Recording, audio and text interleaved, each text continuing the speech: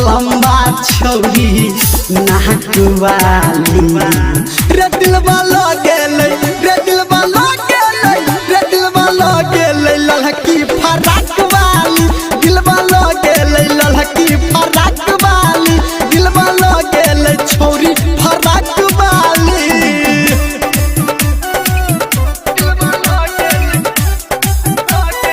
Singing by Power Star Dharmendra Nirmaliya.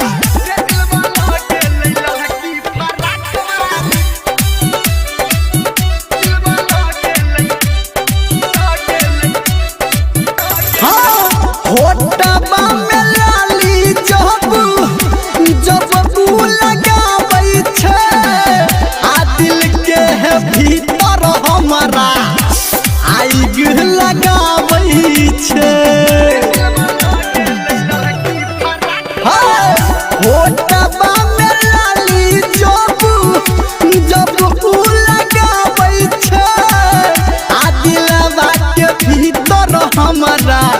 आइग लगाबै छै रे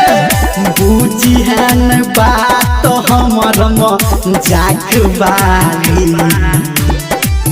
आ बुझिहन बात हमर मजाक वाली रे दिलवा लगेले रे दिलवा लगेले रे दिलवा लगेले लड़की फराक वाली दिलवा लगेले लड़की फराक वाली दिलवा लगेले छौरी फराक वाली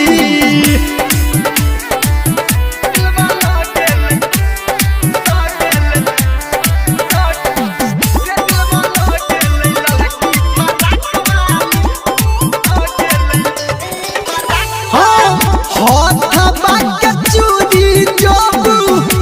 जब छनकाबै छै आ मनवा पे छुरी जेना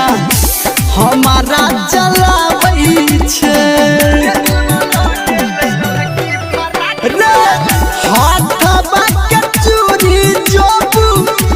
जब छनकाबै छै आ मनवा पे छुरी जेना हमारा चलाबै छै बात कहो धर्मेंद्र झकास वाली बात कहो संजय गौतम झकास वाली रे दिलवा लगेले रे दिलवा लगेले रे दिलवा लगेले लड़की फराक वाली दिलवा लगेले लड़की फराक वाली दिलवा लगेले छौरी फराक वाली बहत्तर छितर लंबा छौरी नाक वाली रे दिलवा लगेले रे दिलवा